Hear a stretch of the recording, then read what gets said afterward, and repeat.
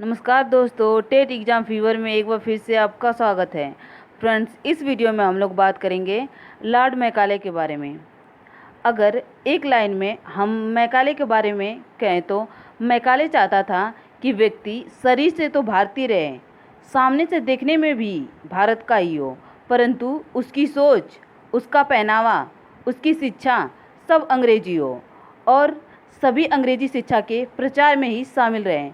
इसलिए इस तरह के विरोध पत्र को लेकर मैकाले भारत आया था। तो फ्रेंड्स, आज हम लोग लॉर्ड मैकाले के बारे में विस्तृत रूप से पढ़ेंगे। तो यदि आपको ये वीडियो पसंद आती है तो प्लीज़ ज़्यादा से ज़्यादा लाइक, शेयर और सब्सक्राइब कीजिएगा। तो चलिए वीडियो शुरू करते हैं। फ्रेंड्स, आज का हमारा टॉपिक है लॉर्ड मैकाले। आज इसके बारे में हम लोग समझेंगे।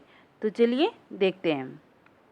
फ्रेंड्स, जब मैकाले भारत आया था उस समय Lord William Bentinck governor general थे। लॉर्ड मैकाले 10 जून 1834 ईस्वी को भारत में गवर्नर जनरल की काउंसिल कानूनी सदस्य के रूप में सम्मिलित किया गया। उस समय जो प्राच्य पाश्चात्य विवाद था उग्रतम रूप से धारण कर चुका था। बेंटिंक ने मैकाले को बंगाल की लोक शिक्षा समिति का सभापति नियुक्त किया। तो मैकाले से कहा गया कि आप ये प्राच्य पाश्चात्य विवाद को सुलझाइए। तो इसे सुलझाने के लिए लॉर्ड विलियम बेंटिंक ने मैकाले से कानूनी सलाह देने का अनुरोध किया। मैकाले ने 2 फरवरी 1835 को अपना परामर्श भेजा, जिसे मैकाले का विरोध पत्र भी कहा जाता है। चलिए आगे देखते हैं। अगला पॉइंट है, मैकाले ने अपने विरोध पत्र में सन 1813 के आज्ञा पत्र की 43वीं धारा की निम्नलिखित प्रकार से व्याख्या की है। इसके अंतर्गत पहला पॉइंट है, 1 लाख की धनराशि व्यय करने के लिए सरकार पर कोई प्रतिबंध नहीं है। वो इस धनराशि को अपनी इच्छा अनुसार किसी भी प्रकार से व्यय कर सकती है। अर्थात जो धनराशि 1 लाख रुपए स्वीकृत की गई थी, सरकार पर प्रतिबंध नहीं है, मतलब उसको किसी भी तरह से अपनी इच्छा अनुसार सरकार खर्च कर सकती है, चाहे अंग्रेजी साहित्य के विकास में लगाए या अंग्रेजी स्कूलों को खोले, मतलब किसी भी तरह से सरकार बाध्य नहीं है, प्रतिबंधित नहीं है, अपनी इच्छा अनुसार उसको खर्च कर सकती है। अगला पॉइंट है, साहित्य शब्द के अंतर्गत केवल अरबी और संस्कृत साहित्य ही नहीं अपितु अंग्रेजी साहित्य को भी सम्मिलित किया जा सकता है। विरोध पत्र में साहित्य शब्द का प्रयोग किया गया था। उसने कहा, अगर साहित्य की बात हुई है तो यहाँ केवल अरबी साहित्य की बात नहीं हो रही है, न केवल संस्कृत साहित्य की बात हो रही है, यहाँ पर अंग्रेजी साहित्य को भी सम्मिलित किया जा सकता है, उसका भी प्रचार प्रसार किया जा सकता है। ओके। अगला पॉइंट है, भारतीय विद्वान, मुसलमान, मौलवी एवं संस्कृत के पंडित के अलावा अंग्रेजी भाषा और साहित्य का विद्वान भी हो सकता है। मैकाले ने अपने विवरण पत्र में विद्वान शब्द का भी प्रयोग अपने तरीके से किया। उसने कहा, भारतीय विद्वान, मुसलमान मौलवी एवं संस्कृत के पंडित के अलावा अंग्रेजी भाषा के भी विद्वान हो सकते हैं। जरूरी नहीं है कि अंग्रेजी भाषा का विद्वान न हो, हम चाहें तो अंग्रेजी का विद्वान भी इसके अंतर्गत रख सकते हैं। चलिए अपन देखते हैं। अगला पॉइंट है, अधोगामी निस्यंदन का सिद्धांत, जिसे छनाई का सिद्धांत, निस्पंदन का सिद्धांत भी कहा जाता है। फ्रेंड्स, मैकाले का मानना था सबको शिक्षित करना असंभव है, अतः शिक्षा समाज के उच्च वर्ग को दे दी जाए। इस वर्ग से छन छन कर शिक्षा का असर जन सामान्य तक पहुंच जाएगा। फ्रेंड्स, मैकाले का मानना था कि सबको शिक्षित करना असंभव है, अतः शिक्षा समाज के उच्च वर्ग को दे दी जाए।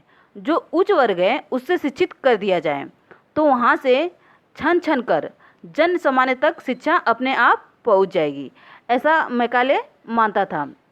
उसका मानना था कि शिक्षा उच्च वर्ग को दे दे, गरीब को शिक्षा देंगे तो समय की बर्बादी होगी, उनके पास साधन नहीं है तो वो शिक्षित नहीं हो पाएंगे, अतः हमें शिक्षा उच्च वर्ग को देते हैं तो वहाँ से छनकर निम्न वर्ग तक पहुँच जाएगी, ऐसा मैकाले का विचार था।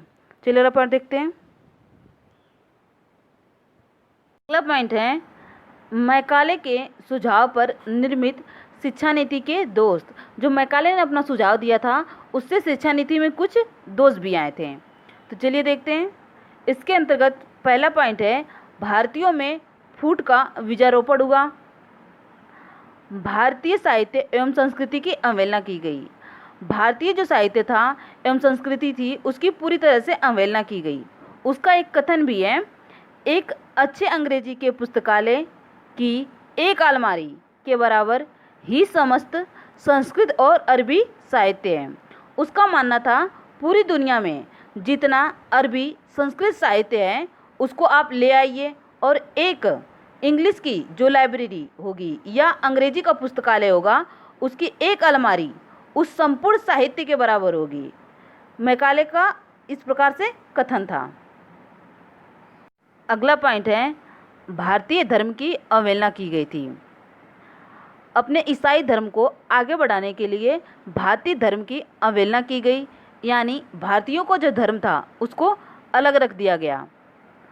अगला पॉइंट है, विदेशी सभ्यता को भारत पर थोपा गया था, यानी जो विदेशी साहित्य था, विदेशी सभ्यता था, जो विदेशी कल्चर था उसको भारतीयों पर ज़बरदस्ती थोप दिया गया। अगला पॉइंट है, भारतीय भाषाओं का अपमान किया गया। विवरण पत्र में भारतीय भाषाओं का अपमान किया गया। भारत में ऐसी और भी भाषाएं थीं जो विकसित थीं और समृद्ध थीं, लेकिन मैकाले को सभी भारतीय भाषाएं गंवारू और घटिया मालूम होती थीं। चलिए अगला पॉइंट देखते हैं।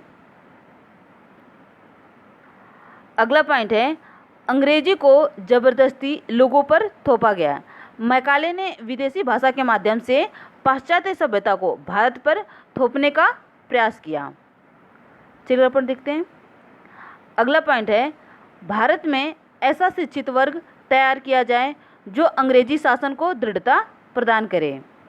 मैकाले भारत में ऐसा वर्ग उत्पन्न करना चाहता था जो पाश्चात्य सभ्यता का उपासक हो और ब्रिटिश शासन का भक्त बनकर अंग्रेजी राज्य की जड़ें मजबूत करने में सरकारी मदद करें। लॉर्ड मैकाले का एक कथन भी है, हमें भारत में एक ऐसा वर्ग बनाना चाहिए जो रक्त और वर्ण में भारतीय किंतु रुचियों, नैतिक आदर्शों और बुद्धि में अंग्रेज हो। इस कथन से स्पष्ट समझ में आ रहा है कि लॉर्ड मैकाले भारत में एक ऐसा वर्ग बनाना चाह रहा था जो रक्त और वर्ण में भारतीय हो किंतु रुचियों, विचारों, वेशभूषा, नैतिकता और बुद्धि में अंग्रेज हो। ओके, तो चलिए अगला पॉइंट देखते हैं। अगला पॉइंट है, मैकाले के सुझाव से भारतीय शिक्षा पर हुए सार्थक प्रभाव। मैकाले ने जो सुझाव दिया था उससे भारतीय शिक्षा को कुछ लाभ भी हुआ। तो चलिए देखते हैं। पहला पॉइंट है, भारत के लिए विस्तृत ज्ञान के द्वार खोल गए। उनको मालूम पड़ गया कि कैसे क्रांति आती है और कैसे स्वतंत्रता मिलती है या स्वतंत्रता होती क्या है। जब उन्हें पाश्चात्य साहित्य को पढ़ने का अवसर मिला तो उन्होंने जब पढ़ा तो वहाँ से उन्हें जानकारियाँ मिली कि क्रांति क्या होती है, किस तरह से हमें आज़ादी मिल सकती है। चलिए अगला पॉइंट देखते हैं। अगला पॉइंट है, भारत की आधुनिक शिक्षा संरचना का शिलान्यास रखना। कहते हैं कि मैकाले के द्वारा ही आधुनिक शिक्षा संरचना का शिलान्यास हुआ है। चलिए अगला पॉइंट देखते हैं। अगला पॉइंट है, भारत में राजनीतिक जागरूकता उत्पन्न करना। अंग्रेजी शिक्षा के कारण ही भारत में राजनीतिक जागृति, वैज्ञानिक चेतना और आर्थिक विचारधाराएं फैली। अगला पॉइंट है, भारतीय अपने अधिकारों के लिए जागृत हो गए। भारतीय जानने लगे, समझने लगे अपने अधिकारों को। उन्हें मालूम पड़ गया क्या उनके लिए आवश्यक है और क्या अनावश्यक है। चलिए अगला पॉइंट देखते हैं। अगला पॉइंट है, भारतीयों विज्ञान एवं टेक्नोलॉजी के प्रति जागृत हुई। तो फ्रेंड्स, आज हम लोगों ने लॉर्ड मैकाले के बारे में विस्तृत रूप से पढ़ा और समझा। तो फ्रेंड्स, आज के लिए बस इतना ही। यदि आपको ये वीडियो पसंद आती है तो प्लीज़ ज़्यादा से ज़्यादा लाइक, शेयर और सब्सक्राइब कीजिएगा। धन्यवाद।